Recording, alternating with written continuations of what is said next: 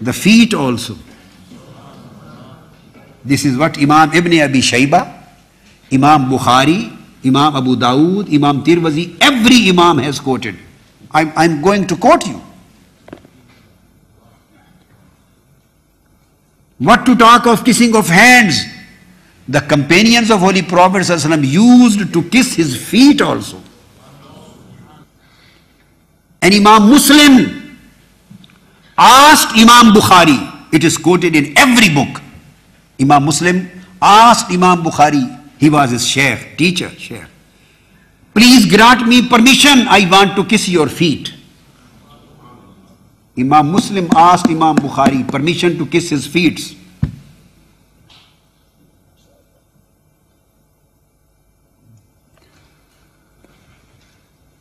So he has quoted, Imam Ibn Abi Shaybah has quoted 5 ahadith in kissing of hands and kissing of feet.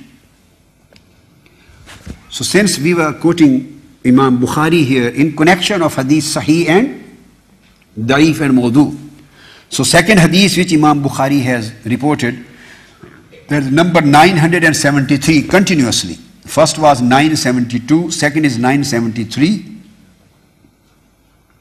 And this is reported by Salama bin al-Aqwa radiyallahu ta'ala anhu. He says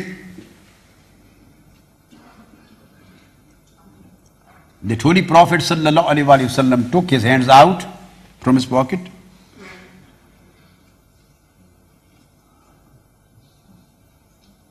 and he told to the companion, that was kissing of hands of Holy Prophet. Now here is kissing of hands of others, not of the Prophet. Kissing of hands of others, which we do.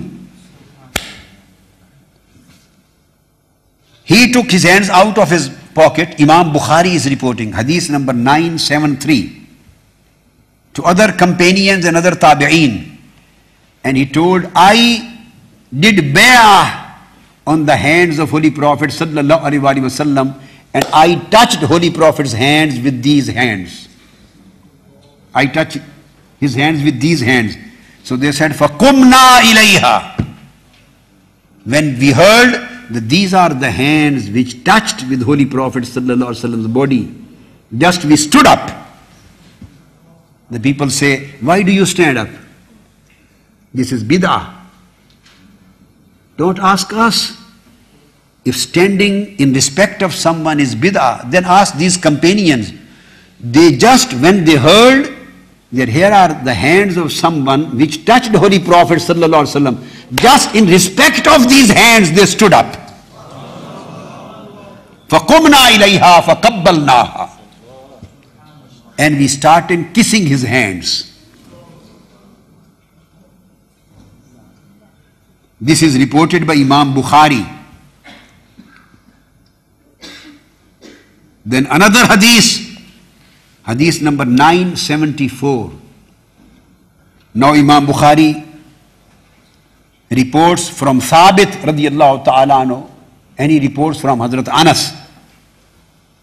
He asked, Hazrat Thabit asked Sayyidina Anas bin Malik radiyallahu ta'ala anhu. He was one of the great companions and one of the personal khuddam who used to do personal services for Holy Prophet. He asked, Amasastan Nabiyya sallallahu alaihi wasallam biyadik?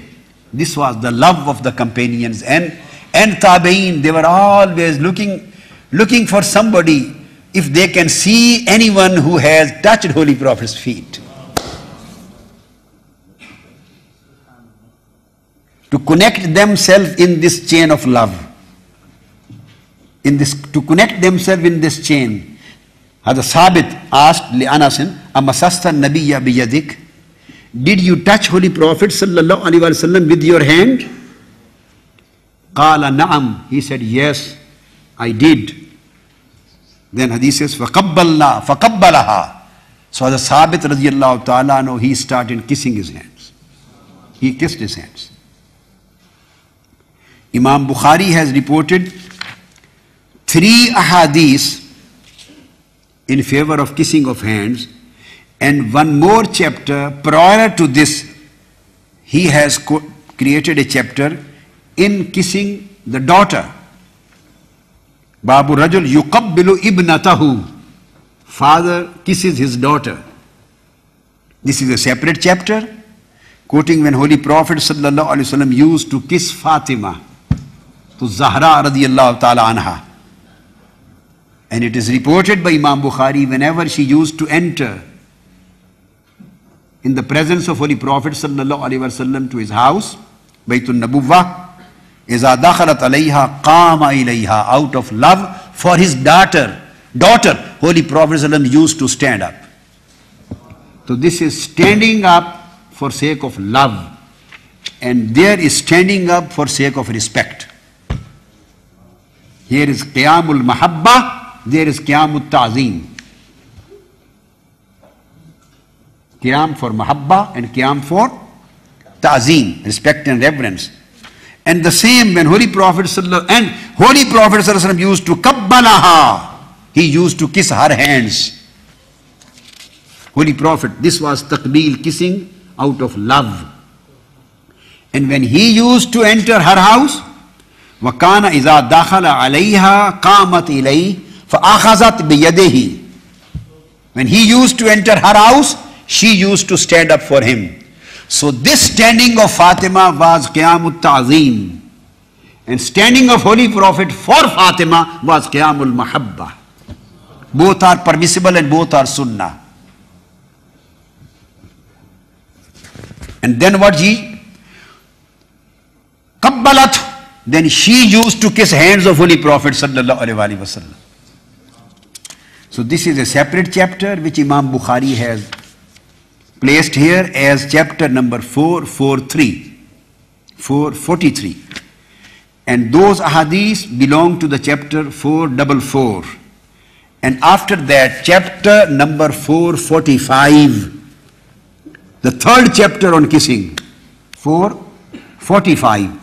Imam Bukhari has brought another chapter, full-fledged chapter, and its caption and heading is Babu Takbilir Rijl, kissing of feet. This is Aqidah of Imam Bukhari. Kissing of feet. People say this is an extreme. This is bid'ah. You are committing shirk. Astaghfirullah al-Azim. What a silly comment. They don't know what is tawheed. They don't know what is ibadah. They don't know what is sujood. They don't know what is difference between kissing and prostrating. If kissing is shirk, and then you are doing shirk with Hajar Aswad. You are kissing a stone. Is that stone your God? No. Why are you kissing the stone? They very simply, in a simple form, they say this is sunnah. Just wait for a minute. Let me explain what sunnah is. Just saying this is sunnah and then they go away. Whose sunnah is this? What does it mean? You are kissing a stone and still it is not ibadah. It is not shirk. And tell me, when you kiss the stone, does your forehead not touch the stone? Does your nose touch the stone or not? When you kiss the Hajar Aswad, your forehead touches, your nose, does it touch? Your lips, whole face, does it touch or not? And where are your hands? On right and left of the stone like this. And you are standing, your feet are on that floor, and you are totally involved in kissing with all of your organs. In spite of all these realities and performances, does it become a sujood? No. Why? Because you have no niyyah of sujood.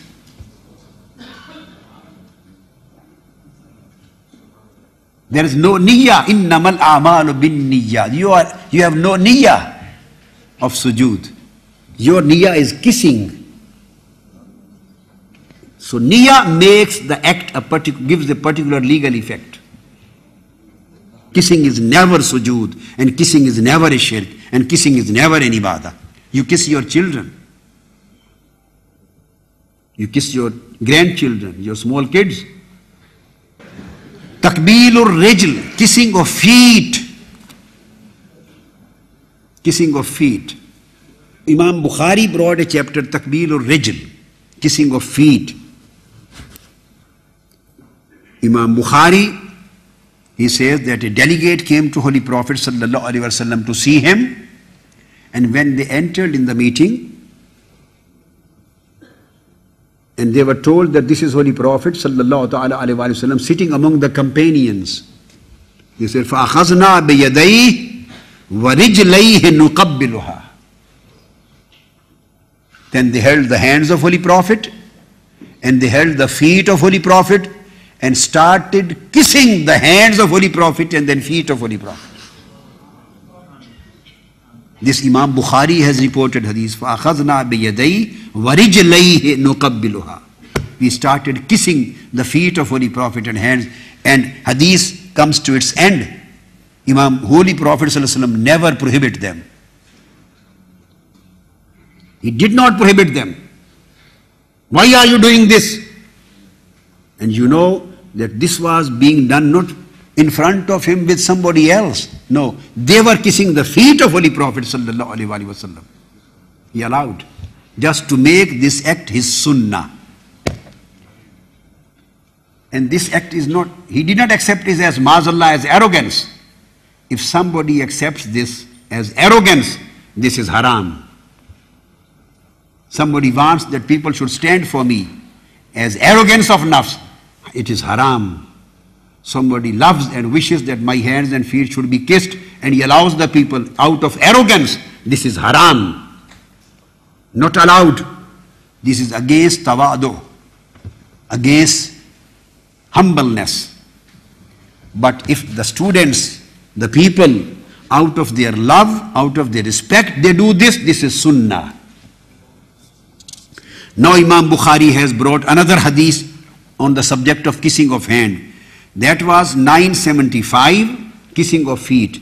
And second hadith is number 976.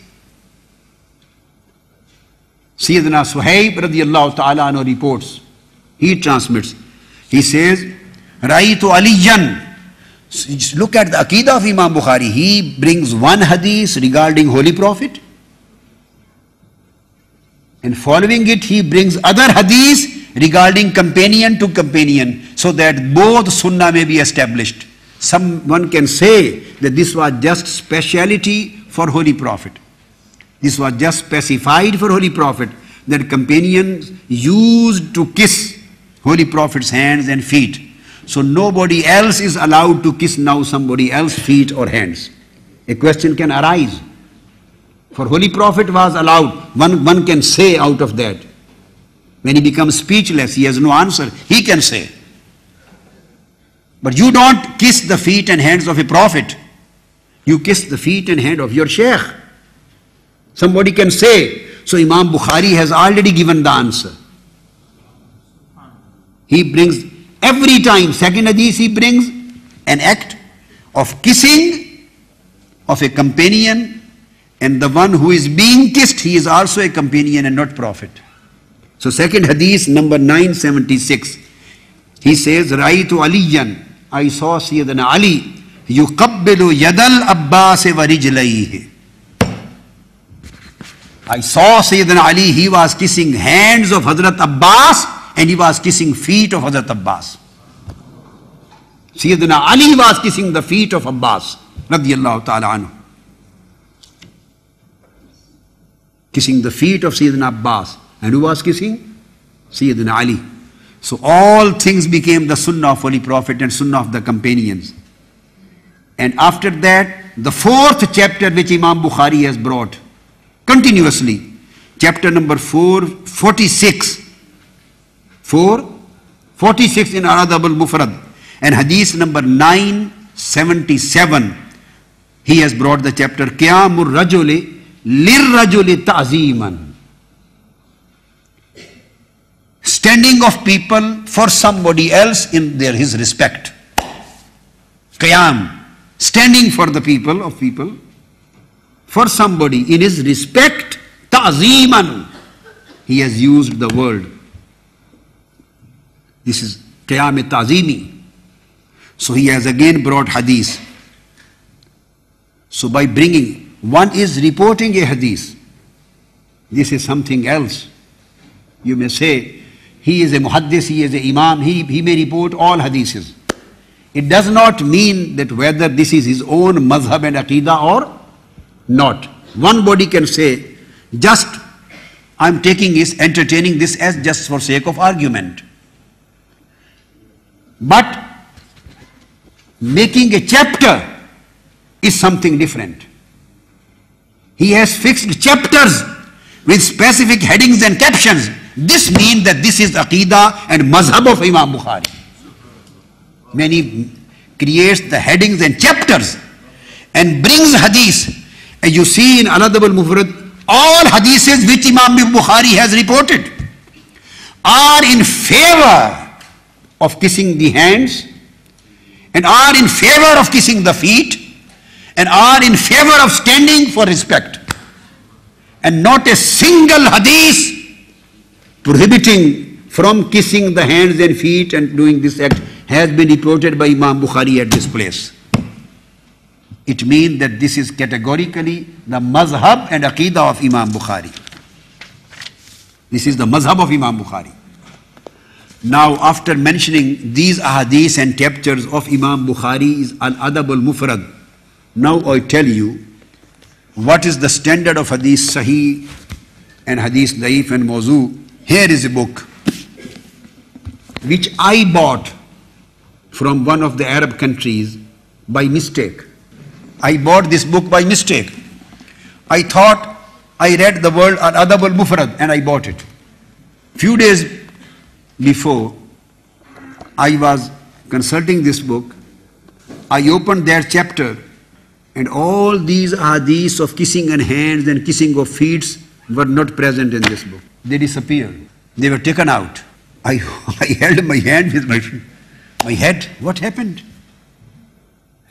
Then I ran to my other shelf. I took this original book of Imam Bukhari's Al-Adab al-Mufrad. And as I have read for you, all chapters and ahadith were there.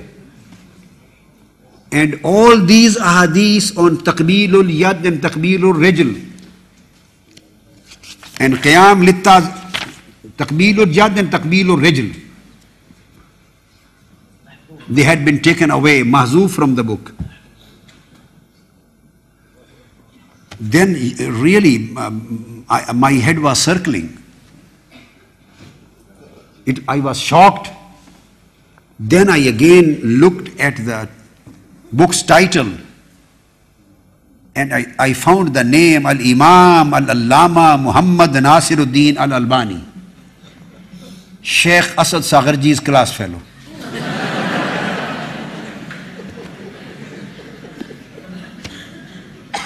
He has done research work on Imam Bukhari's Al-Adab al-Mufrad.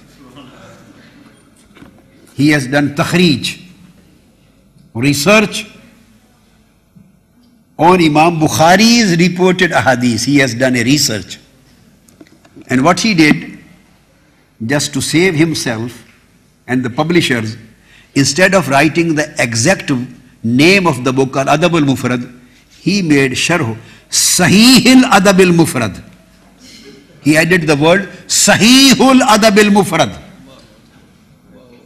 It means that he got a license in his hand to remove any hadith what he, according to his view and aqidah, is not sahih. Now he can take it out of Imam Bukhari's Al-Adab al-Mufrad, and he is saying that Imam Bukhari wrote a book called Adab al-Mufrad and included all sahih, ghair sahih, daif and mawdu, everything ma'azallah in it. And now Almighty Allah has given me tawfiq. I have now corrected Imam Bukhari's work and I have taken the mawdu and daif hadith out, and now I have made the Imam Bukhari's book. Now this is sahih. Sharh Sahih al-Adab al-Mufrad. Just to get license of this corruption, this distortion, this amendment, this tahrif, this deletion, to take away some hadiths which are against this aqidah. For this particular license, he added the word Sahihul Adabil Mufrad. As if Imam Bukhari was not Sahih. Imam Albani is Sahih. Astaghfirullah al-Azim.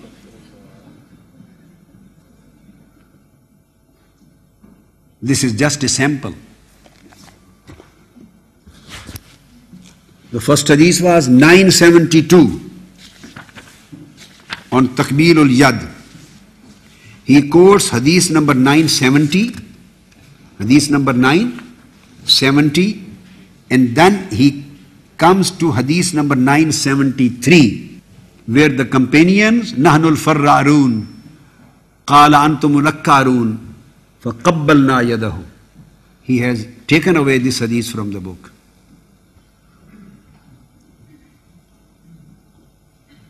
Hadith number 972 has been taken away. Then hadith number 974 and hadith number 975 and hadith number 976. All these 4 hadiths have been taken away. They are not present in this Sahihul Adabil Mufrad. He has done tasheeh. He has done correction of Imam Bukhari.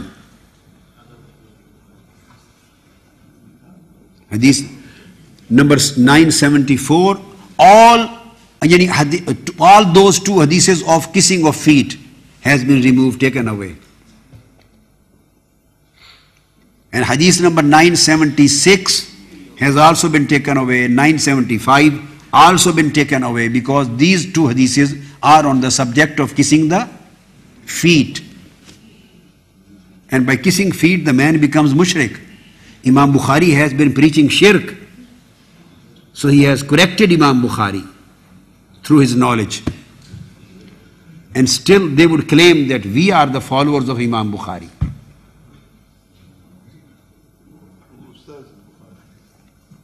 He has become Ustazul Bukhari, Shaykh of Bukhari. Oh Imam Bukhari, you have done these mistakes, I am correcting you. I am taking these hadiths which are not sahih out from your book. If Imam Bukhari was alive today, what would he have done? He would have shocked, he would have screamed, he would have cried. What you people are doing, claiming, you are claimant of being my follower, what you are doing with me? Why these hadiths were taken away? Because these hadiths are against his aqidah. And not his, rather their aqidah. He is speaking on behalf of someone, a group of people. He is representing an aqidah. Since all these hadiths are against his aqidah and their aqidah, so this is the standard and criterion of declaring this is sahih and this is daif and this is mawdu. I have given just one sample and one example to explain the whole story. Just by adding the word Sahih, he has got the license, he has full freedom and absolute authority to correct Imam Bukhari. As if Imam Bukhari's Adab al-Mufrad was not Sahih. Now this book has become Sahih.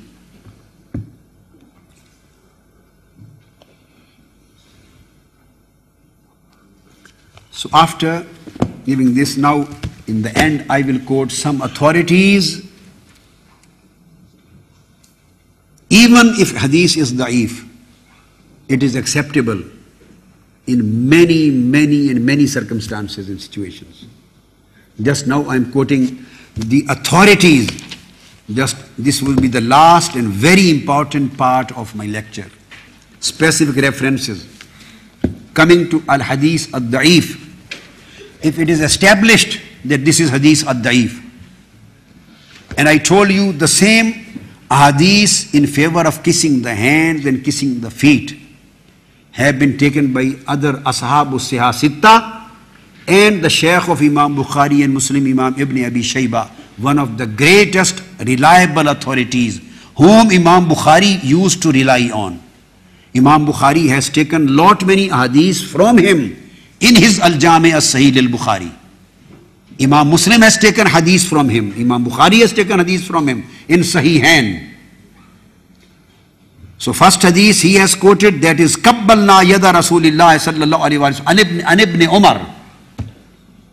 Abdullah bin Umar says, we kissed hands of Holy Prophet sallallahu alayhi wa sallam.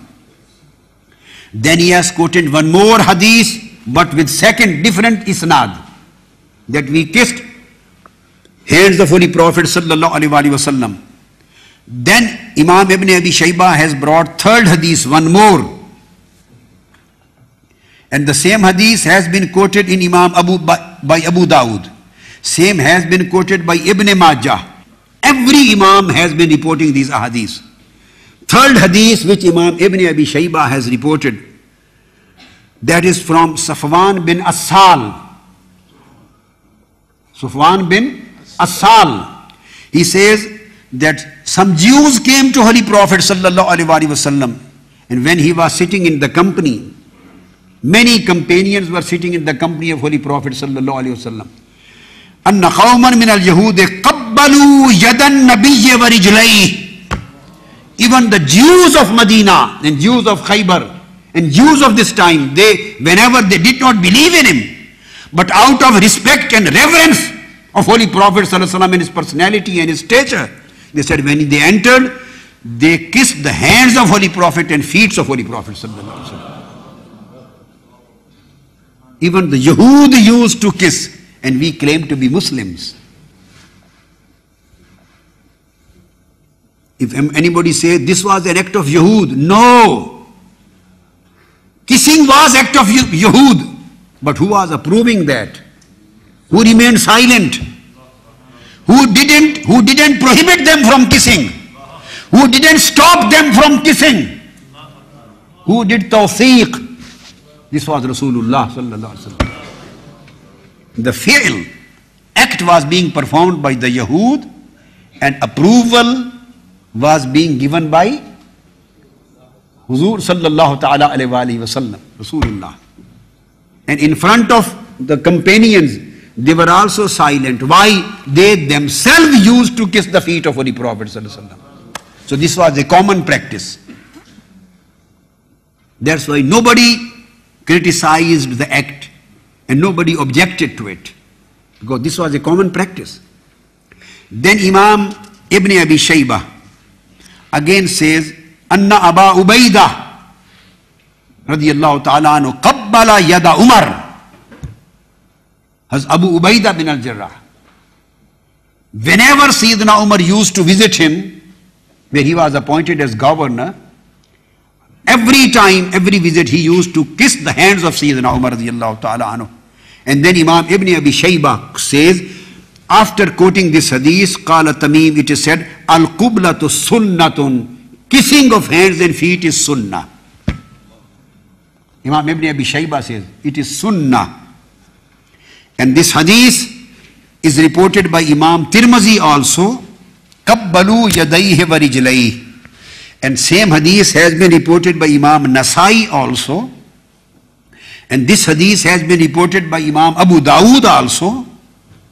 And this has been reported by Imam Haythami also. And this has been reported by Imam Tabarani also in Al-Mujam al-Kabir.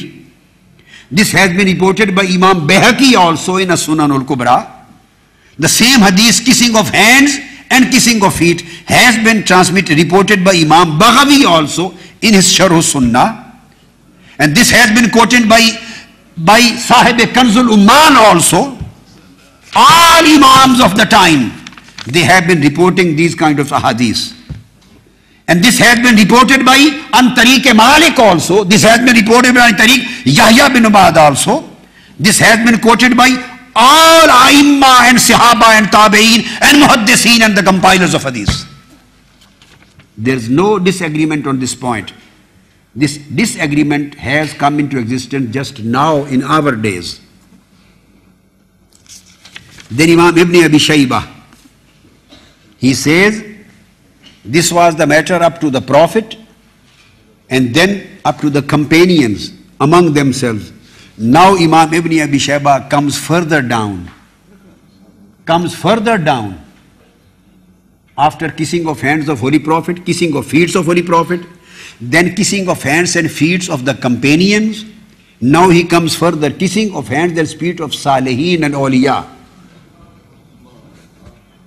Kissing of hands of Awliya and Salihin, now he comes down.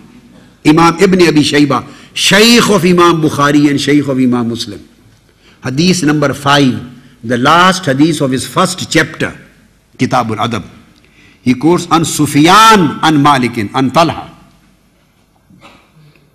Qala qabbala Khaysama yadi. The Talha says that Khaysama kissed my hands. And Qala Malik, this is not Imam Malik. I'll tell you who was this Malik. And Malik says that Talha kissed my hands. So it means this was a common practice. Their students used to kiss the hands of their shuyukh. And Taba Tabi'in used to kiss the hands and feet of Tabi'in. And they used to kiss the hands and feet of Sahaba. And they used to kiss the hands and feet of Salihin.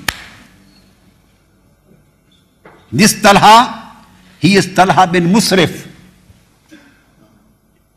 And his title was Sayyidul Qura. One of the great Tabi'i. He died in 112 Hijrah.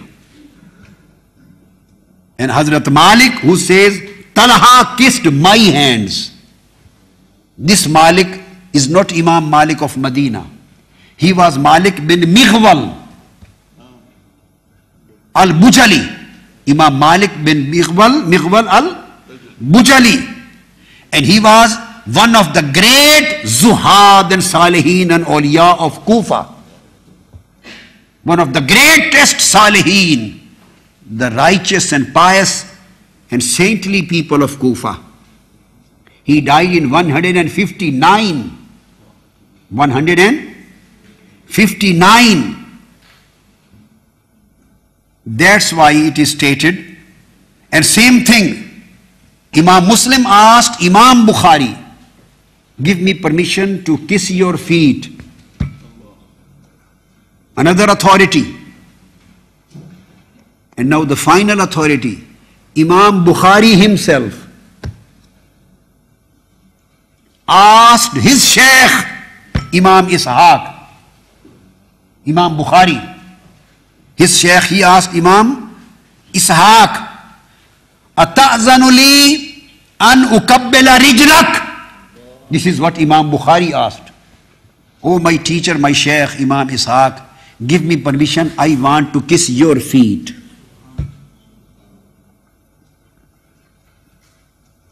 This was the practice, Aqidah and Madhab of Imam Muslim. Madhab and practice of Imam Bukhari, and Madhab and practice of all A'imma and Tabi'in and Tabu Tabi'in and Salihin. Imam Bukhari asked his Shaykh Imam Ishaq permission to kiss his feet. Because out of their humbleness, the people never allowed normally to kiss the feet. That's why they had to ask. And if it was illegal, it was a sinful act, it was a bid'ah, he would never have asked them to kiss the feet. And they would have never kissed the feet as it was the sunnah of the companions and other people. And again, Imam Haythami has reported in Majma' al-Zawaid, and he has reported from Imam Tabarani that Yahya bin al-Haris, Imam Yahya bin al-Haris, he reports that he met Imam Wasila bin al-Asqa, Hazrat Wasila bin al-Asqa. فَقُلْتُ بَايَعْتَ بِيَدِكَ هَذِهِ Rasulullah sallallahu alaihi wasallam. Wasila bin Asqa is companion, Sahabi, radiyallahu ta'ala anhu. So Yahya bin al-Haris says that I met him and I asked, O Wasila bin Asqa, you performed bay'ah with your hands in the hands of Holy Prophet sallallahu alaihi wasallam. Did you perform bay'ah? Qala naam, he said yes. Qultu a'tini yadak uqabbiluha. I asked, please give me your hands, I want to kiss them. Fa'ataniha faqabbaltuha. So he gave me his hands and I kept on kissing the hands. This is in Majma' al-Zawaid, volume 8, page 42, on Riwayat al-Tabarani. So some people may say all these ahadith are daif and mawdu. Why? Because they do not suit their aqidah. So these ahadith are not mawdu, their aqidah is mawdu. Their aqidah is al-aqidatul mawdu'ah, fabricated aqidah, based on bid'ah, not based on sunnah. They don't know what is sunnah and what is bid'ah. They have just mixed everything together. Now, the hukm of al-hadith daif, hukm lil-amal. Hukm, what is the hukm? Legal effect. What would be the hukm? What would be the legal position of hadith daif? This is the final part of this session. Muhaddiseen and A'immah has quoted 3 schools, 3 views on the hukm of al-hadith al-da'if in total. Whether hadith al-da'if would be accepted and would be practiced or not. Al-hadith al-da'if would be accepted and it would be practiced or not. On this particular question, there are 3 different views. We say 3 mazahib, schools, viewpoints. I am just quoting, then I will come which is the accepted and unanimous one by the overwhelming majority. I will come to that in the end. First of all, I am just quoting, but as a probability, as a possibility, just I am going to single out each and everything, whatever is written in the literature, in the classical books of Usulul Hadith. First qawl, 3, salas aqwal, is la yu'malu bihi mutlaqan, la fil ahkam wa la fil fada'il. This is one viewpoint, that the hadith ad-da'if would not be accepted for practice, neither for laws, ahkam, and nor for the acts of virtues, fada'ilul amal, virtuous acts, for the sake of blessings, for sake of gaining the virtue, for sake of gaining the rewards, sawab, and fadila, the blessing and the virtue, neither for legal articles of Sharia nor for the virtuous acts. This is one viewpoint. Now, very significant thing which I am going to state. Who are the A'immah and the people and the scholars who have this viewpoint? This is a viewpoint I have mentioned because this is written in books. Whatever is written in books, I don't want to conceal anything. I want to be fair and honest. But the question is that who believe in this viewpoint? Now be very careful in my understanding my wording. This is said. This is stated that this is the mazhab of Imam Bukhari and mazhab of Imam Muslim. It is said to be mazhab of Imam Bukhari and Muslim, said to be the view of Imam Bukhari and Muslim. And you can go through hundreds of the books of Usulul Hadith. Not a single statement was issued by Imam Bukhari and Imam Muslim disallowing this thing. No statement is established through them. Neither Imam Bukhari said this, nor Imam Muslim said this.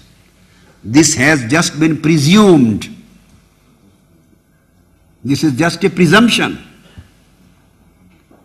This is something related to Imam Bukhari and Imam Muslim. This is something assumed. This is something how the people have inferred that this may be the mazhab of Imam Bukhari and Muslim. Why? Where did they infer this from?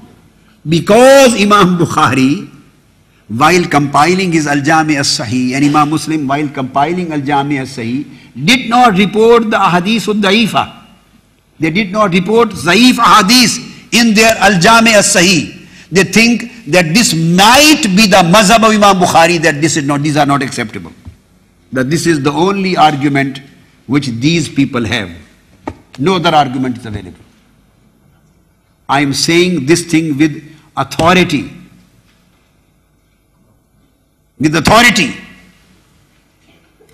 I have not found a single book written in 1000 years history of Usulul Hadith, not a single book which would contain just a single statement of Imam Bukhari or Muslim on this subject.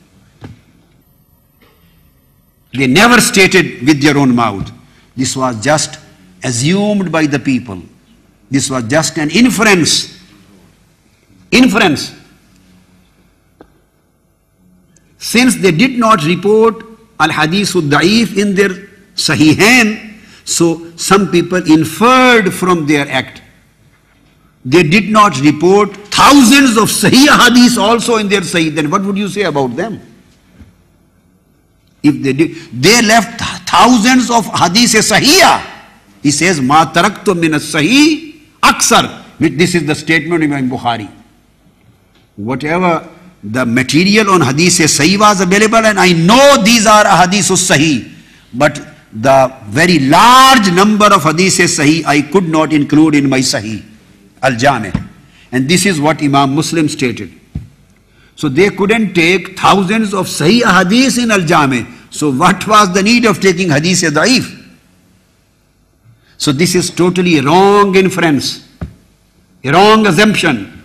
But since whatever is written I have brought in your notice, there is no single categorical evidence on this fact that this has been stated by Imam Bukhari and Muslim that this is our mazhab.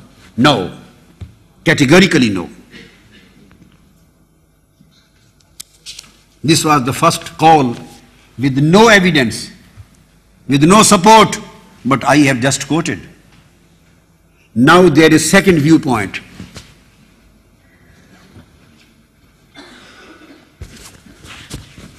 Al-Qawl al-Thani.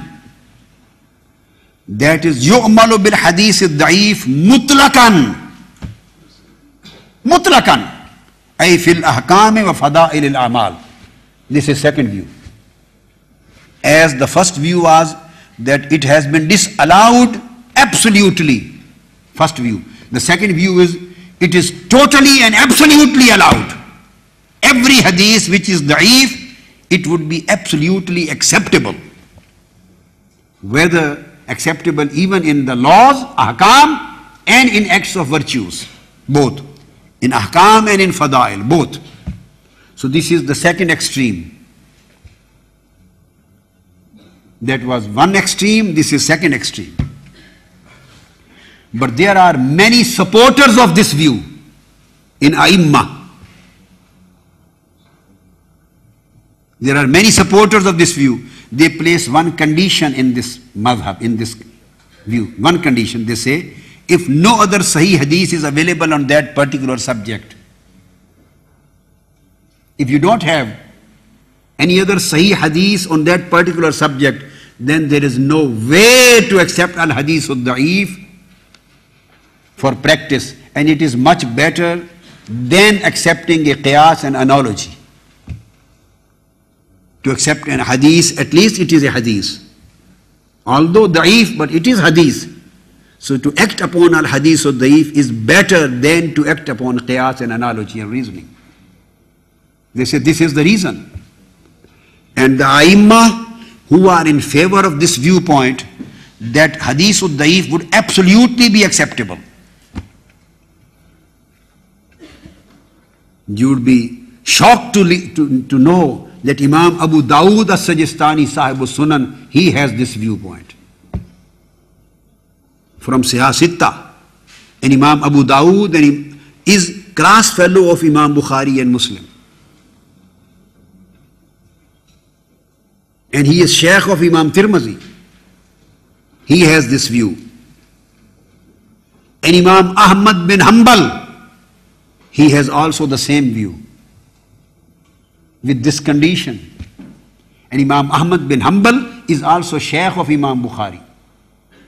He also says that going to accepting the hadith daif is better than to accept the views and the opinions of rijal, the opinions of people. Instead of accepting the opinions, analogies of the people, ذَلِكَ أَقْوَى مِنْ رَأْيِ الرِّجَالِ. Imam Ahmad bin Hanbal, Imam Abu Dawud says, ذَلِكَ أَقْوَى مِنْ رَأْيِ الرِّجَالِ. If no hadith sahih is available on that particular subject, then you have only two options left. Either to accept al-hadith al-da'if and practice it, act upon it, or if you don't accept it, then you should go to the reasoning of the people, of the scholars, of the mujtahideen, of fuqaha, their analogy. So now two things are left. So they say, what would be preferable? They say, in this case, when there is no hadith sahih or hadith hasan is available on that particular subject, then the best of the two options is to accept hadith da'if and act upon it. This is the second view. This is why they say absolute acceptability. Absolute acceptability means for ahkam and for fadail, both. For ahkam and for fadail. For both, this means absolute acceptability, mutlaq, with this condition. And Imam Abdullah bin Ahmad bin Hanbal, the great muhaddis and imam and son of Imam Ahmad bin Hanbal, he says, Sami'tu Abi. Imam Abdullah bin Ahmad, he reports, Sami'tu Abi. Al-Imam Ahmad bin Hanbal, he says, I heard my father Imam Ahmad bin Hanbal saying, Al-Hadith al-Da'if ahabbu ilayya min ar-ra'i. But Imam Ahmad bin Hanbal says, and Imam Abu Hanifa also says the same, and his son is quoting, he said, Al-Hadith al-Da'if ahabbu ilayya min ar-ra'i. And who reported this saying? Who reported this statement of Imam Ahmad bin Hanbal? You will be again amazed and shocked to listen. Allama ibn Taymiyyah quoted this statement. Subhanallah. Allama ibn Taymiyyah, in his famous book Majmu' al-Fatawa, volume 18, page 52, he reports the statement of Imam Ahmad bin Hanbal, whereby he says that acting upon al-hadith sahih is much preferable in my eyes as compared to accept the rai, the opinion of individuals. I prefer al-hadith al-da'if to accept. And the same thing Allama ibn al-Qayyim has also stated. And Allama ibn al-Qayyim, he is also student of Imam Allama Taymiyyah, ibn Taymiyyah. He has also quoted the same. And he says that Inna al-Imam Ahmad ya'khuzu bil mursal wal hadith al-da'if iza lam yakun fil babi shay'un aqwa min dhalik. Allama ibn al-Qayyim said that Imam Ahmad bin Hanbal, this was his practice, that if he didn't find anything stronger and higher in quality of chain than hadith da'if, he always used to accept al-hadith al-mursal and al-hadith al-sahih and practice that. So this is not something which has abruptly emerged nowadays from Syria and from Pakistan and from Egypt and from Yemen or from India. No, absolutely no. This is the usul or hadith, fundamental principle of hadith, and given by the imams who are being followed by the whole of ummah.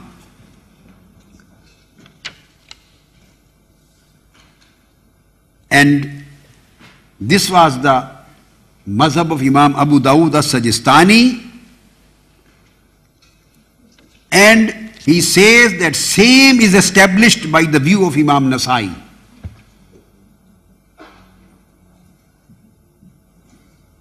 So all the four Imams from Ashab al-Sihah Sitta are in favor to receive, to accept al-Hadith al-Daif in case where al-Hadith al-Sahih is not available. And as far as the matter of Imam Bukhari and Imam Muslim, they have issued no statement on this subject. They are silent. We don't know about their view. They are silent. And four Imams are clear-cut, along with other greater Imams and their shuyukh. This was the second view. And third view, which is popular, and this is, I support and we support the second view, because with that condition, if Hadith al-Sahih is not available, then what to do? You have no other option to accept al-Hadith al-Daif. So we accept their view of Imams. But third view, which is very popular, and it is commonly, generally accepted, and unanimously, more or less unanimously agreed upon by the overwhelming majority of Islamic scholars and authorities of Hadith. This is the third view. And this is what Imam Nawawi has stated. This is what Imam Suyuti has stated. This is what Imam Asqalani has stated.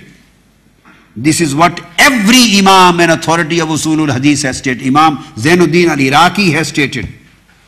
This is what Imam Sakhawi has stated. And this is what Imam Hafiz ibn Hajar has stated. Ibn Abdul Barr has stated. The third view is that yu'malu bil hadith al-da'if fi fada'il al-a'mal bi shurut. They said not in ahkam of sharia, yani fard, halal and haram. The major ahkam of halal and haram, the fard and wajib, these kind of major ahkam of sharia. Not for those purposes, but for all other acts of virtues. And there are thousands and thousands of acts of virtues which we normally practice in our life. Acts of virtues, acts for the blessings, thousands of acts of blessings and virtues. They say for the acts of virtues, al-Hadith al-Daif would be accepted compulsorily and would be acted upon. Not for ahkam of halal and haram, but just for the acts of virtues, and they are thousands in number. On each and every step, we need an act of virtue. For sawab, for fadila. And Hadith al-Daif is acceptable for sawab matter, for fadila matter, for blessing matter, for virtue matter. And the condition is that the daf should not be severe. The weakness, illness should not be severe, as we have already mentioned. It should not be cancerous. It should not be hepatitis C, which is not curable. I explained they are already been taken away. Just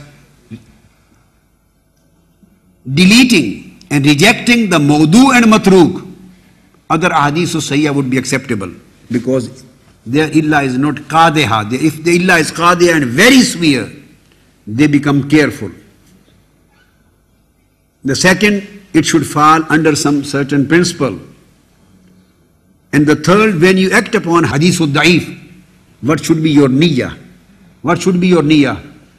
Your niyyah shouldn't be that through this hadith, whose isnad is da'if, certain or particular act is confirmly established that Holy Prophet said this or Holy Prophet did this. Don't confirm in correction of Holy Prophet. But another way, your niyyah should be, maybe Holy Prophet did this. Maybe Holy Prophet practiced this particular act.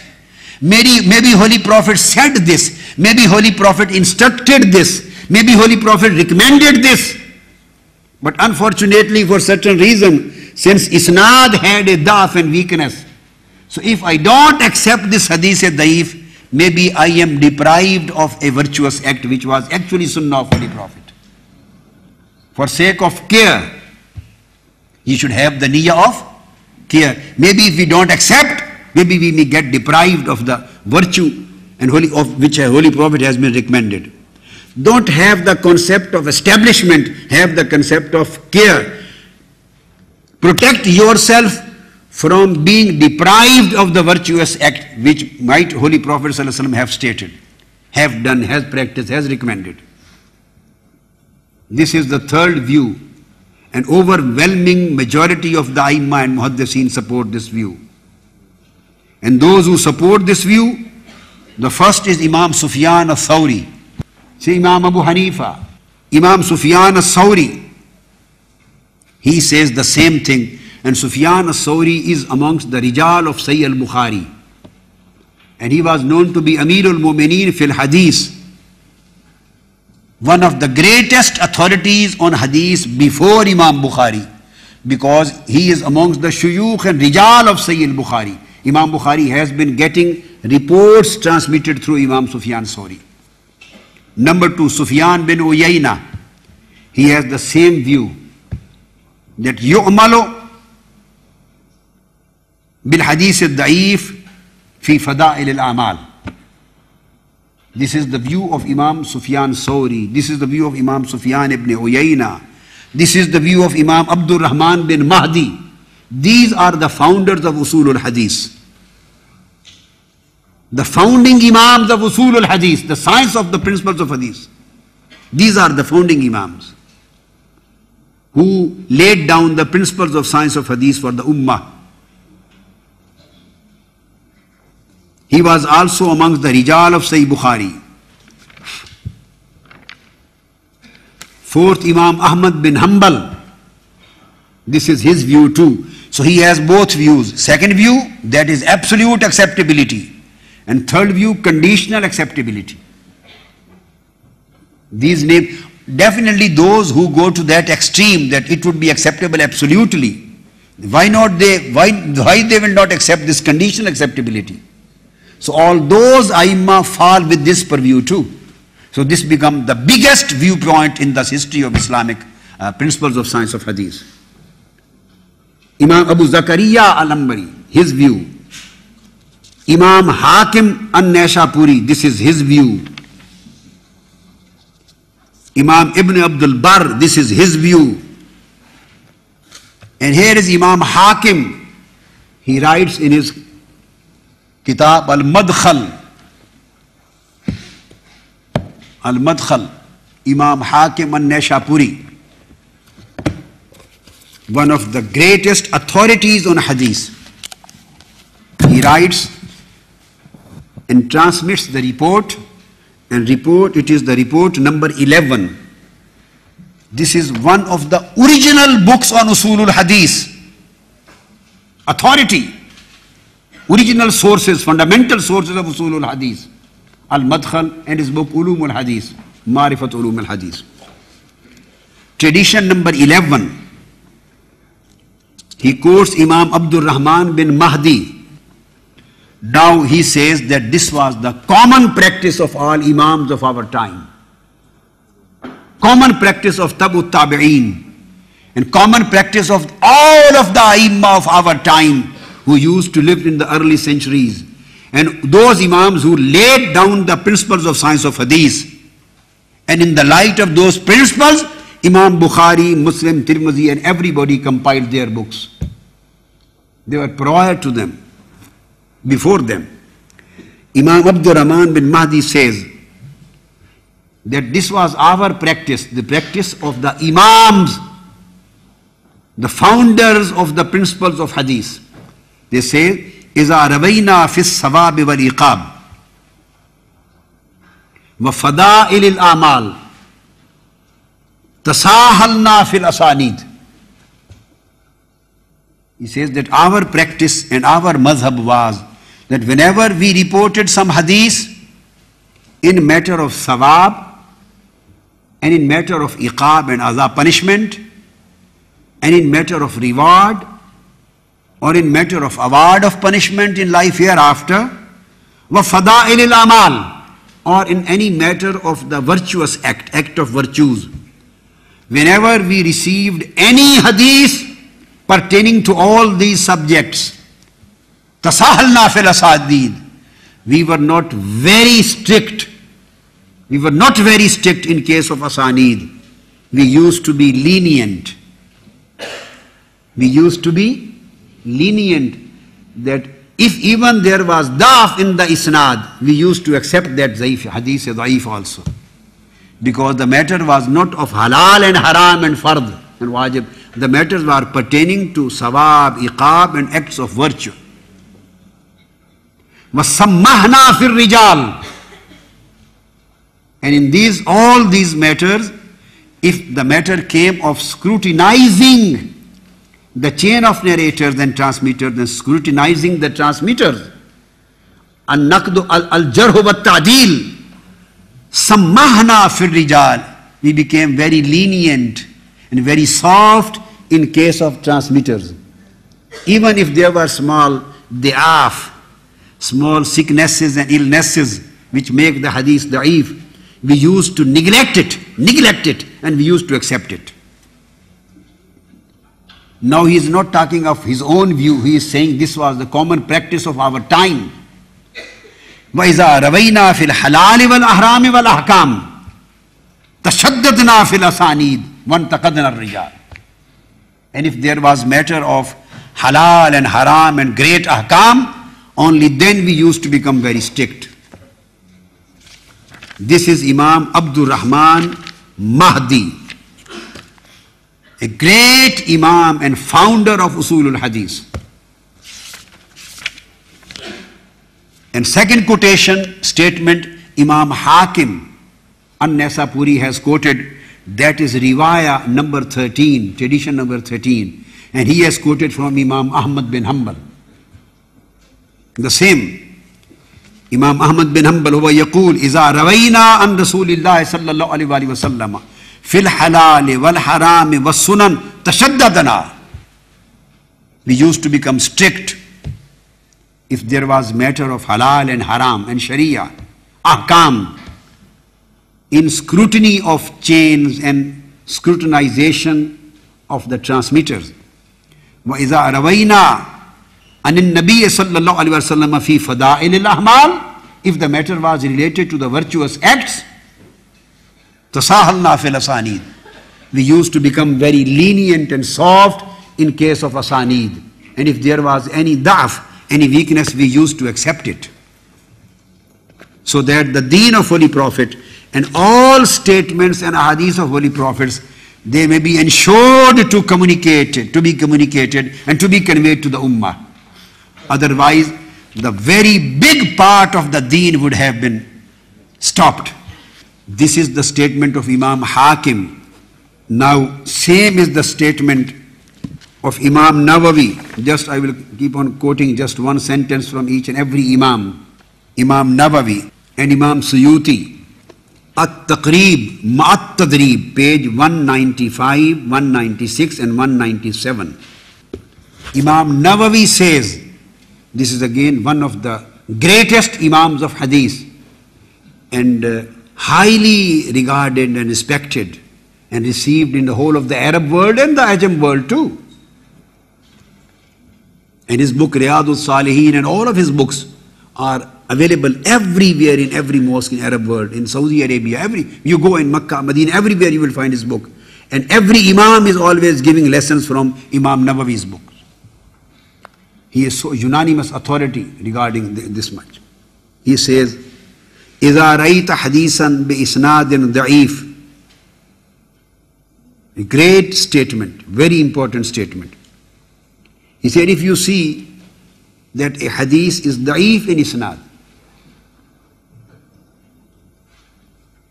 if you see a hadith is da'if, Imam Nawawi says, فَلَكَ أَن تَقُولَ هُوَ ضَعِيفٌ بِهَذَا الْإِسْنَادِ وَلَا تَقُلْ ضَعِيفُ الْمَتَنِ لِمُجَرَّدِ ضَعْفِ ذَلِكَ الْإِسْنَادِ. he has given another very significant principle, and this principle before him was given by Imam Ibn Salah.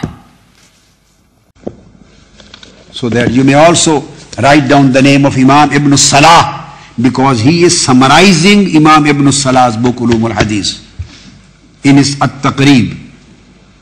The same has been quoted by Imam Ibn Salah.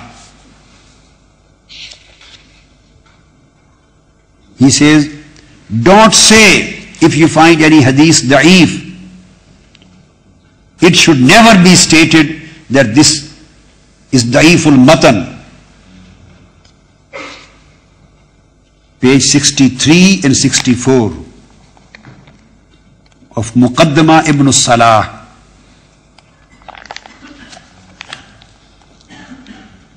Imam Ibn Salah and Imam Nawawi, both we are reading together. He says, إِذَا رَأَيْتَ حَدِيثًا بِإِسْنَادٍ ضَعِيفٍ فَلَكَ أَن تَقُولَ هَذَا ضَعِيفٌ. And ma'na, what would be the meaning? بِذَلِكَ الْإِسْنَادُ ضَعِيفٌ وَلَيْسَ لَكَ أَن تَقُولَ هَذَا ضَعِيفٌ.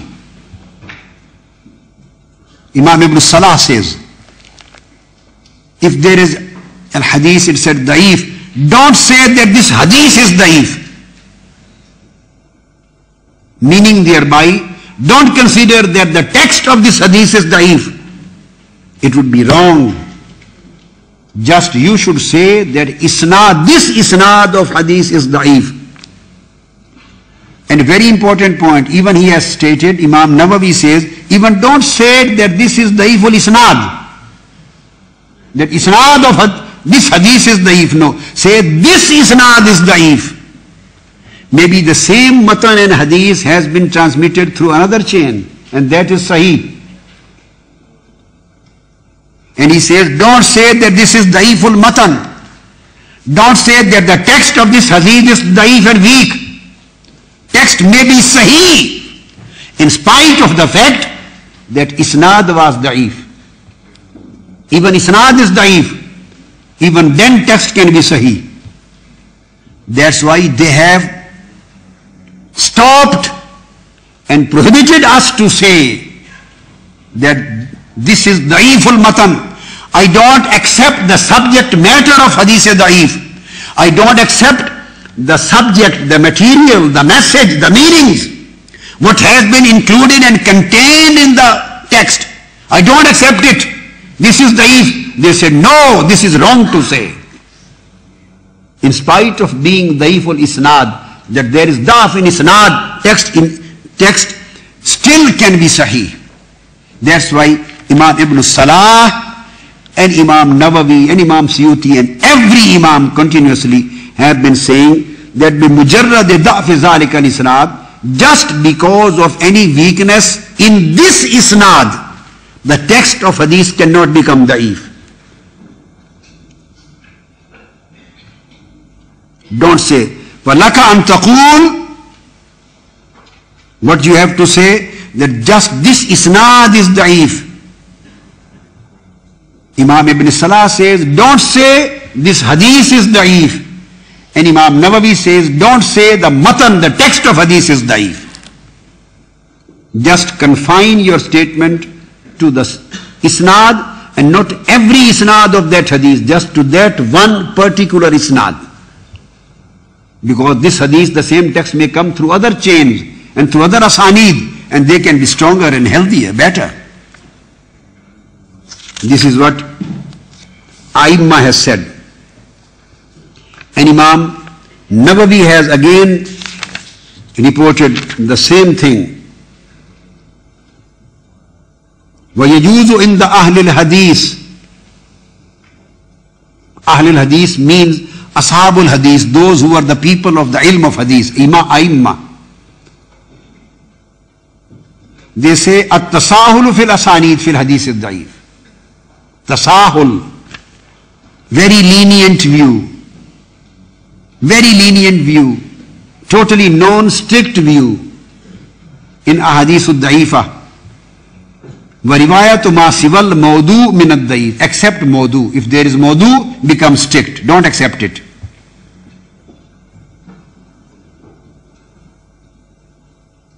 And if there is matter of fadailul amal and not ahkam of halal and haram, it can be accepted. And Imam Suyuti explains, وَذَلِكَ كَالْقَصَصِ وَفَضَائِلِ الْأَعْمَالِ وَالْمَوَائِزِ وَغَيْرِهَا, narrating the stories, narrating the advices, narrating the acts of virtues in all these matters except halal and haram. Hadith Daif would be equally accepted. And then Imam Suyuti and these Aimma has also quoted the same statements of Imam Ahmad bin Hanbal and Imam Abdul Rahman bin Mahdi and Imam Abdullah bin Mubarak too. And then he says, Imam Nawawi on page 40, very beautiful comment. He says, whenever it is stated, lam yasih, as we say that when it is stated da'if, it is just related to isnad and not related to the matan, text. And the same thing he says in case of hadith is sahih. Whenever it is stated, it is sahih, or lam yasih, it is not sahih. He says this comment is also related to just isnad, not the text. This is related to isnad. And Imam Jalaluddin Suyuti explains these words. He said, when it is stated lam yasih isnaduhu, that this isnad is not sahih, Imam Suyuti says, it does not mean la annahu kazibun fi nafsil amr. It does not mean that this is lie. It does not mean that this is forged. It does not mean that this is fabricated. Whenever you find the word la yasih ya ghayru sahihin, it does not mean that this is a kazib and this is something wrong and not to be acceptable. No Imam has ever accepted this meaning. And this viewpoint, accepting hadith ad-da'if in Fadailul A'mal, as I have already quoted, Allama Jamaluddin Qasmi has fixed a very beautiful chapter in Qawaidut Tahdith with a large number of statements of Aimma of Hadith in favor of that subject. He says, أَنَّهُ يُؤْمَلُ بِهِ مُطْلَقًا, or in Fadailul Amal, it would be absolutely acceptable or it would be acceptable for the acts of virtues. He says Imam Ahmad bin Hanbal said the same. Imam Abu Dawud said the same. Then he says Imam Ibn Abdul Barr al-Maliki, he said the same views, that this Hadithul Da'ifa fil Fazail al-Amal would be taken as authority, would be taken as authentic source. And he says that Imam Hakim said the same thing. Imam Abu Zakaria al-Ambari said the same thing. Imam Ibn Mahdi said the same thing. Imam Bayhaqi quoted from Al-Madkhal and Imam Hakim the same thing. Then he says Imam Nawawi reports the same thing in his book At-Taqrib and in his famous book Sharh Sahih Muslim in Muqaddimah. Imam Nawawi has written commentary on Sahih Muslim. And his commentary on Sahih Muslim, the Sharh Sahih Muslim of Imam Nawawi, he has made a chapter, a full-fledged heading on this subject. And he has mentioned all these references over here too. Imam Nawawi in his Muqaddimah, preface of Sharh Sahih Muslim. And then they say Allama Ibn Taymiyyah says, a very beautiful comment and wording and statement of Allama Ibn Taymiyyah. And Imam Ibn Abdul Barr says in Jami Bayan al-Ilm, we will quote it. And Imam Sufyan Sauri said the same thing. Imam Suyuti said the same thing. Imam Ibn Hajar Asqalani said the same thing. Imam Zainuddin al-Iraqi said the same thing. Imam Sakhawi said the same thing in Fathul Mughis. And Imam Iraqi in At-Taqyid and in An-Nukat. And Imam Asqalani also in Nukat. Imam Nasai said the same thing. Imam Sakhawi wrote in Fathul Mughis, and he reported this from Imam Al-Hafiz Ibn Manda, Muhammad bin Ishaq. And he reported from Imam Nasai, the same thing which I have mentioned, that hadith daif would be accepted in these matters. And Imam Sakhawi, another, stated from Abu Dawood, Imam Abu Dawood, kana yukharriju ad-da'ifa idha lam yajid fil bab ghayrahu. He used to accept hadith daif when there was no hadith sahih available on that particular subject. And Imam Ibn al-Jawzi, the specialist in mawdu'at, he had the same viewpoint. Imam Ibn al-Jawzi, he is known to be very specialist in declaring the traditions and isnad mawdu. He says in Kitab al-Mawdu'at, Allama Ibn al-Jawzi, he says that he used to kana yuqaddimu ad-da'ifa ala al-qiyas. He used to accept hadith ad-da'if as compared to going towards analogy and the opinion of people. And the same was reported by Allama Ibn Taymiyyah with reference of Imam Ahmad bin Hanbal.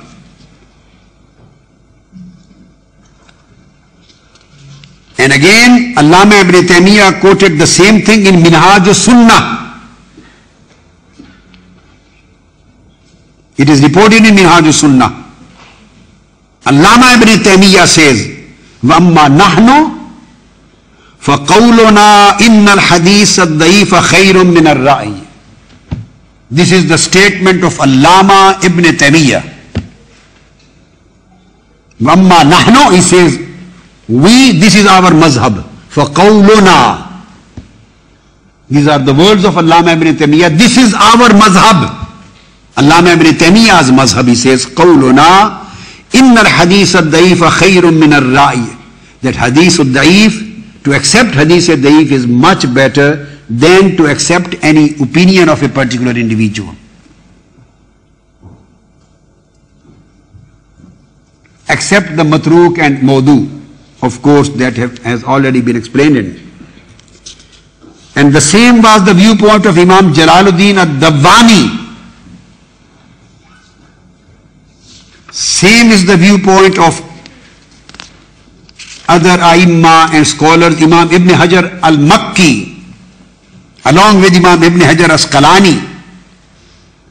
Imam Ibn Hajar Asqalani says, the great Imam of Hadith, Sharih al-Bukhari, he says that if any Hadith is declared lam yasih, he says it would be totally unfair to say an yakuna mawdu'an, that this is mawdu'. This would be totally wrong to say about any hadith which has been declared to be da'if. It would be totally wrong to say that this is mawdu'. Da'if is da'if and mawdu' is mawdu'. This is book An-Nukat of Imam Ibn Hajar Asqalani. He has fixed a full-fledged chapter on this subject, page 321 and 323. An-Nukat ala Kitab Ibn Salah. This is by Imam Ibn Hajar Asqalani. An-Naw' al-Thalith ala Hadith Da'if. He says there were 49 kinds of Hadith Da'if. And some of the scholars used to categorize and classify up to 80 kinds of hadith da'if. Only very few, 1 or 2 are to be rejected. The rest of them all are curable and acceptable. He says, if any ravi, a transmitter, is declared to be da'if, the da'af of a transmitter, this is what Imam Ibn Hajar Asqalani has stated, that the weakness, da'af of one transmitter, of one imam, one transmitter of hadith, does not make the whole hadith da'if. Does not make the whole text of hadith da'if. Then he mentions some other kinds and categories, and he says that there are many other ahadith, they have da'af, and they got the talaqi bil qubul from ummah, and they got irtiqa, upgradation, and they went into the orbit and purview of Hasan. And in Fada'ilul Amal, this would be accepted for practice. The same has been reported by Imam Ibn Kathir, that when the case of Al-Hadith Daif comes, Rukhsa is given. Some relaxation, lenient view is to be adopted. And there are certain conditions, with those conditions it should be accepted. And he has quoted Allama Ibn Taymiyyah's viewpoint too. Allama Ibn Kathir, Ikhtisaru Ulum al-Hadith, and in Al-Ba'is al-Hasis. Allama Ibn Hajar al-Asqalani, he has written a Risala al-As'ila wal-Ajwibah about Mishkatul Masabih. Some objections were raised against some of the ahadith of Mishkat Sharif, Mishkatul Masabih. And questions were asked by from Ibn Hajar Asqalani. He wrote the answer and defended Al-Khatib al-Tabrizi, the author of Mishkatul Masabih.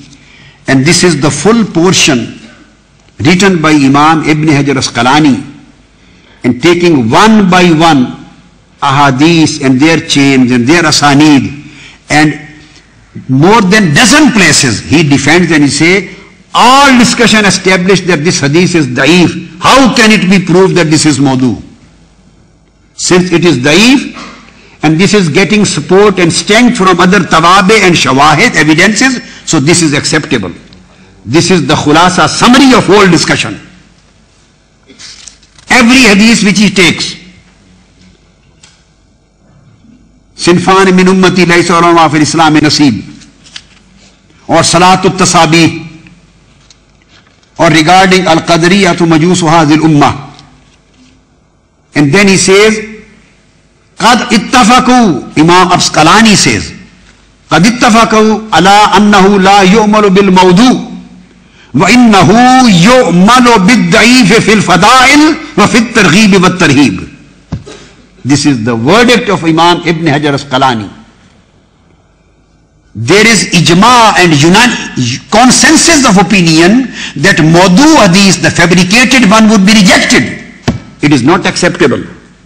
And at the same time, the word ijma, ittafaku, applies on the other aspect too, that there is consensus of opinion. The aimma are muttafiq, they agree upon this usul, that the amal would be, the practice would be done, and hadith daif would be accepted for practice, for fadailul amal and the matters of targhib and tarhib. This is stated by Imam Asqalani. Imam Asqalani says that same is the view of my Shaykh, and he quotes here Imam Zainuddin al-Iraqi. He was his Shaykh. He says this is the common view. And then he quotes Imam Hakim in the favor of this view. And he quotes Imam Abu Dawud in favor of this view. And he quotes Imam Nasai in favor of this view. Imam Asqalani. He quotes Imam Tirmizi in favor of this view. He quotes Ibn Majah in favor of this view. He quotes Imam Ahmad bin Hanbal in favor of this view. He quotes Imam Ibn Hibban in favor of this view.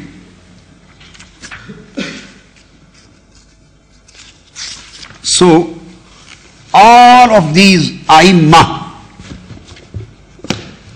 have been unanimously agreeing on this concept that Al-Hadith Daif is acceptable in Fada'ilul Amal and in the matters of Targhib and Tarhib. Now, I am going to quote it a new, interesting and pleasing thing which I found all of a sudden. And it was never mentioned in any book written on Usulul Hadith. I found a hadith of Holy Prophet sallallahu alaihi wasallam in favor of Hadith Daif. Hadith of Holy Prophet sallallahu alaihi wasallam in favor of acceptability of Al-Hadith Daif. And I had never seen that hadith in any of the book written on Usulul Hadith. I brought that hadith for you, and this would be the last thing for today. Here is Alafiyatu Suyuti, Imam Jalaluddin Suyuti, he writes the same thing in detail about al-hadith al-zaif, acceptability. Here is al-Yawaqitu wa Durar. This is the commentary on Sharah Nukhbatul Fikr of Imam Ibn Hajar, written by Imam Abdul Rauf al-Munawi. He says the same thing. Any imam, any scholar, any authority you take, you will find the same view without any disagreement. I don't know where this jahala has emerged from. It has emerged from just jahala. This dalala has emerged from jahala. They, instead of going through the books and studying the original classical sources, they just practice through anger. They become angry. And they are very open and very authoritative and very free in issuing the verdicts and fatwas. And now the last portion. Originally I found this hadith reported by Imam Ibn Abdul Barr. And then I went to the original sources and I traced this hadith of Holy Prophet sallallahu alaihi wasallam himself, which supports this idea that in certain matters, even if some hadith has been related to me and transmitted from me, and meaning of these hadith is supporting the hadith daif, that should be acceptable. Imam Ibn Abdul Barr al-Maliki, a great Imam of 4th century, author of Jami Bayan al-Ilm wa Fadlihi, and author of Al-Intiqa, a great authority, Imam Ibn Abdul Barr al-Qurtubi al-Maliki. This is his book, Jami Bayan al-Ilm, very important reference. He has quoted hadith, the tradition number 67. And this hadith of Holy Prophet sallallahu alaihi wasallam is reported by Hazrat Anas bin Malik radiyallahu ta'ala anhu. It is reported by Anas bin Malik radiyallahu ta'ala anhu. And he says that if anybody performs his farida and he teaches the people the umur of khair, pious acts, his position, he says, he would be regarded as superior to other people, like my superiority to other people. The alim, the muhaddis, the faqih, the preacher, who is communicating and conveying my deen and virtuous acts to other, he is superior to other people as I am superior to you. This is in Fadila of Ulama, As-Salihin. And then he quotes the hadith that if anybody from you من بلغه عن الله فضل فأخذ بذلك الفضل الذي بلغه أعطاه الله ما بلغه وإن كان الذي حدثه كاذبا. This is the hadith. Imam Ibn Abdul Barr Maliki. If anybody received some hadith, or anybody received some news, anybody received some instruction based on virtuous act, suggesting you to perform this act of virtue, and that person accepted that advice, accepted that narration, accepted that tradition, taking it as a virtuous act, he would be rewarded for that. He will get the sawab of that. And Holy Prophet said, sallallahu ta'ala alayhi wa sallam, even if the one who reported he was kazib, even the one who transmitted it or reported it, he was kazib, he was lying. But the receiver, now Holy Prophet sallallahu alayhi wa sallam is creating an easiness for his ummah. ummah is on receiving end. You are on receiving end. And the transmitters, the great scholars and ulama, they are on giving end, transmitting end. So if even the transmitter or the conveyor or the informer is a liar, but he has conveyed something good to you, if you accept it and practice it and act upon it, Almighty Allah will you give the sawab. You will be rewarded. So this is hadith reported by Anas ibn Malik radiyallahu ta'ala anhu from Holy Prophet sallallahu alaihi wasallam. And then after quoting this, Imam Abu Amr, this Imam Abu Amr Yusuf bin Abdullah al-Qurtubi al-Maliki, al-Qurtubi, then he gives his verdict after this hadith. He says, Hazar hadith da'ifun, and he has mentioned the reason that one particular transmitter was matrukul hadith. And then he gives the verdict, final verdicts. In spite of this fact, this hadith is acceptable. And he says, Ahlul ilm bi jama'atihim yatasahaluna fil fada'il fayarwunaha an kullin wa innama yatashaddaduna fi ahadith al-ahkam. The principle is that Ahlul ilm, they always are lenient in accepting the hadith fil fada'il. The actual hadith which I go to, I am coming to that to inform, that is now coming now. Actual hadith which I want to quote from Holy Prophet, which supports, which is not daif, which supports accepting of hadith daif, is coming now. This book became the base. I studied from this book, and I starting tracing this hadith from the original books. And during the process of tracing, I found the main other hadith of Holy Prophet sallallahu alaihi wasallam on the subject. Getting through this statement, I started going through the books of hadith, and I found that hadith which I am quoting now. That is the hadith, original one. This hadith has come in Ibn Majah. Here are two views. One is, this was for the ummah, for example, and one is for the transmitter. One end is the transmitter's end, the scholars. Other end is the end of sami'een, as I said, recipients, receiving ends. This hadith tells that even if there was somebody lying, he would be awarded the punishment of lying. He will get the azab.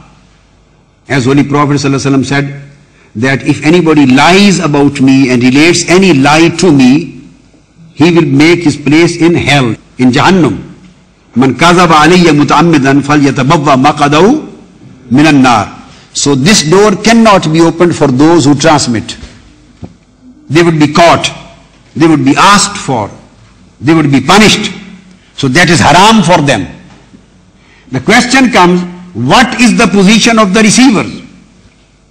Those common ummah, those who are not the expert of scrutiny of the chains, those who are not the expert and specialist of the scrutinization, those who are not the specialist of the al-jarh wa ta'dil, those ummah, people of the ummah, those who are not expert and specialist on that particular subject and science. What would be their position? I mean your position. This hadith tells that if any person lied, he will be punished for lying. And relating some lie to Holy Prophet sallallahu alaihi wasallam, he may make his place in Jahannam. He may go to hell because he said something wrong and related lyingly to Holy Prophet sallallahu alaihi wasallam. So he will get azab and he will get the hell. This is one end. So this door cannot be opened for the scholars. This door cannot be opened for the muballighs, cannot be opened from the muhaddis. This door cannot be opened for muballigh and da'i and mufassir and transmitter and the one who is conveyor and the one who is communicator. This is sin on that end. But now comes the position of the ummah, those who are receiving and they don't know. This hadith tells just the position of the other end, those who are on receiving end. But even if somebody lied, he will get his punishment what he deserved. But if somebody heard and the act was act of virtue and just he believed in it and he performed that act and he doesn't know whether this hadith was mawdu or sahih or daif or not, Almighty Allah will give him, will reward him with sawab because of his niyyah. It means that La yukallifullahu nafsan illa wus'aha. Almighty Allah does not put much burden on the shoulders on those who cannot bear. So you are not supposed to be the expert and specialist of scrutiny of the chain of narration. A common person, he just heard from a man, a pious man, a good-looking pious man, and he was saying something which was pious. He was describing an act of virtuous. He just listened to him and acted upon that. La yukallifullahu nafsan illa wus'aha. Almighty Allah will never ask you more than that. If you acted upon that, He will be getting the punishment of azab of Jahannam and you will be getting sawab because of that act of virtue.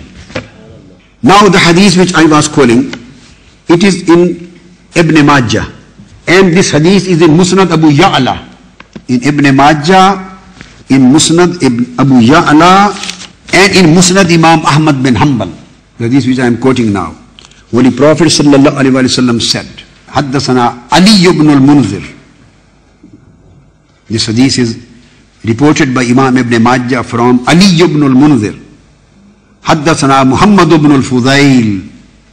Haddathana Maqburiyu an jaddihi an Abi Hurayrata radiyallahu ta'ala anhu an al-Nabi sallallahu ta'ala alayhi wa alihi wa sallam annahu qala la a'rifanna ma yuhaddasu ahadukum anil hadith.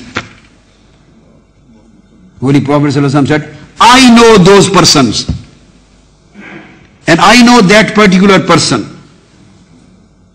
There may be any single person or there may be many persons. I know those particular persons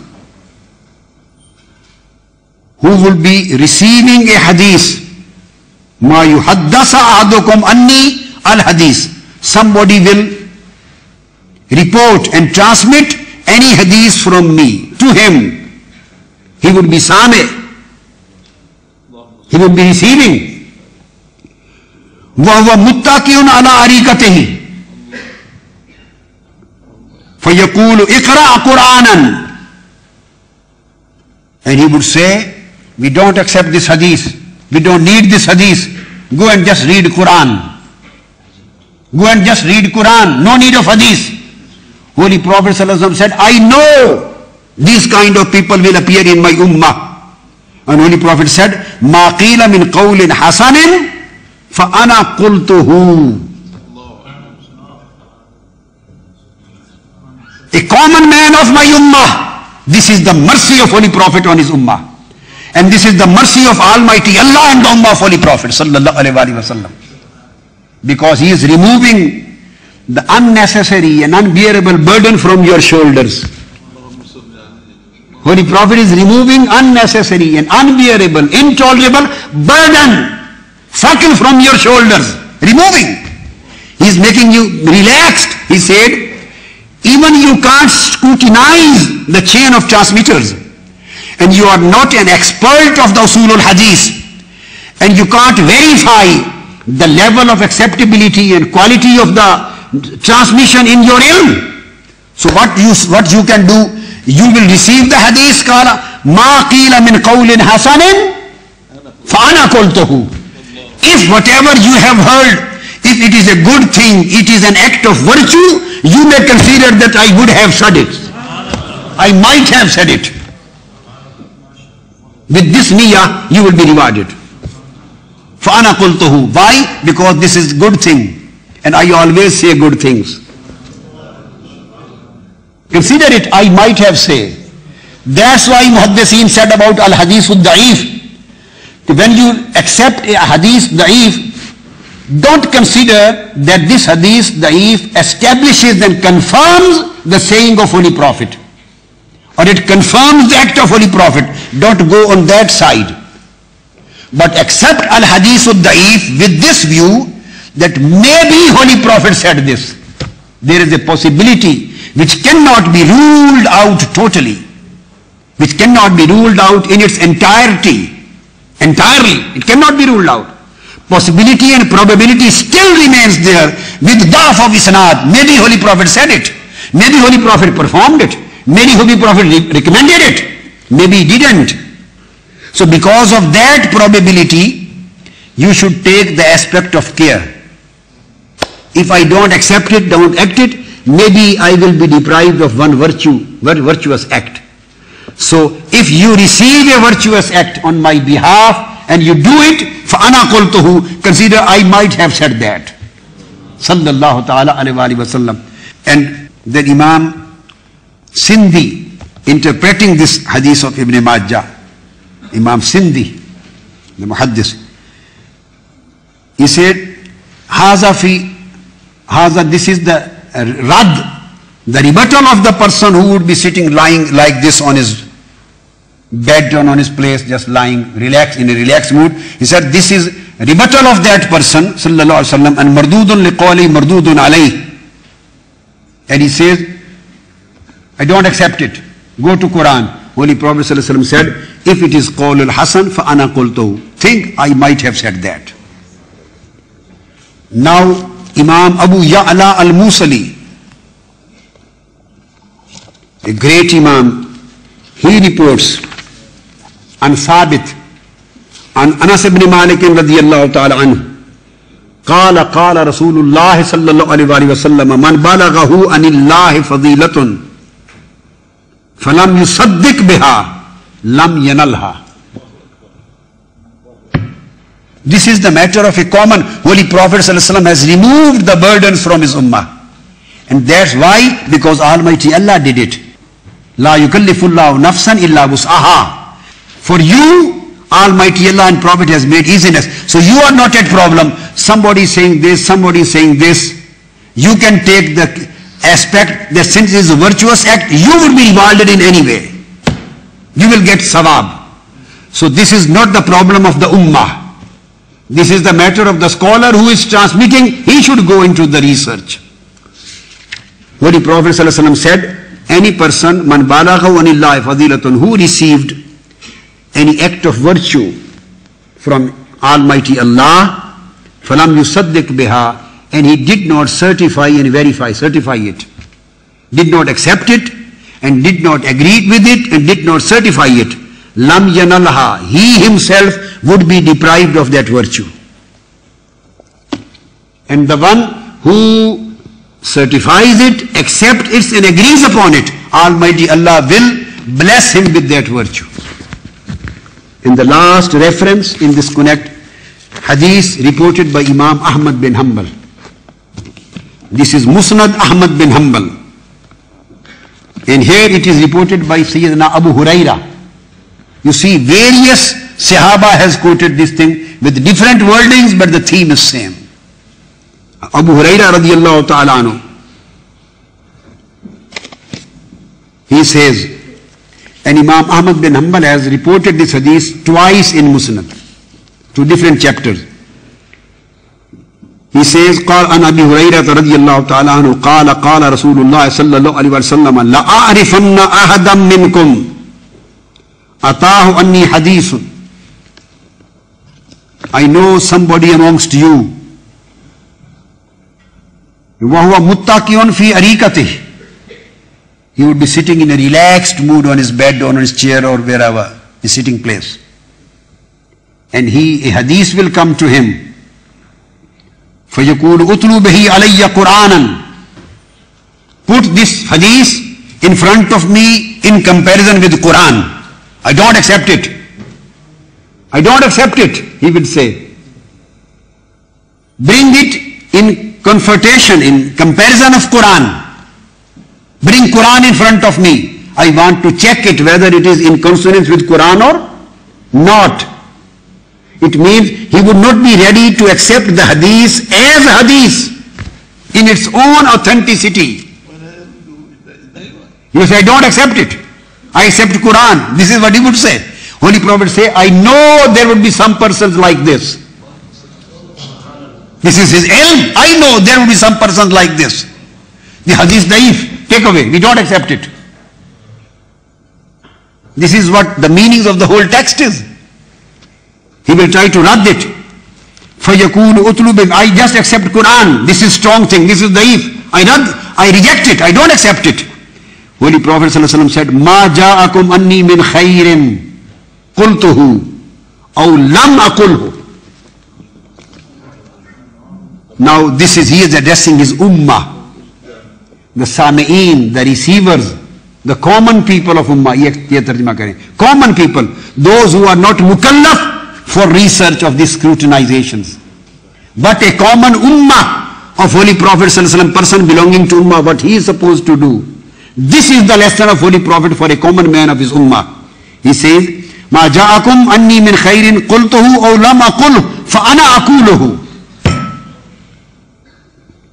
وَمَا أَتَاكُمْ مِنْ شَرٍّ فَإِنِّي لَا أَقُولُ الشَّرِّ. If anything which comes to you that is based on evil, the subject matter, the text is based on evil, don't accept it. I never talk evil things. And if this is based on khair, on act of virtue, whether you don't know I in fact said it or not, this is not your responsibility, oh common members of my ummah. Till the day of judgment, you don't get bother. This is my matter and the matter of the transmitter. Matter of the transmitter, the rawi. This, he would be responsible what he was reporting, what he was transmitting. As far as my ummah in general is concerned, if you accept it, you would be rewarded. Because whatever is good, I say it. Whatever is shar and evil, I don't say it. So this is hadith which in fact supports the viewpoint of A'immatul Hadith, that al-hadith al-da'if yu'malu bihi fi fada'il al-amal. This basic principle, this hadith supports this viewpoint. And when they say that hadith al-da'if does not establish and confirm it, that this was really said or performed by Holy Prophet sallallahu alaihi wasallam or not, don't take it as isbat. Just take it as ihtiyat. Don't take it as the source of isbat, but take it as ihtiyat. If you don't accept it, you might be deprived from one virtuous act. You might be deprived from a virtuous act. For this reason, you accept it, you act upon it, and Almighty Allah, inshaAllah, He will give you the sawab and reward for that. So this is the discussion, the whole discussion which we have done about Usul al-Hadith, al-Hadith al-Sahih, al-Hasan, and particularly al-Hadith al-Da'if. Almighty Allah may open the doors and gates of our consciousness and knowledge. وَمَا عَلَيْنَا إِلَّا الْبَلَاغُ. يا نبي سلام عليك، يا رسول سلام عليك، يا حبيب سلام عليك، يا رسول الله صلاه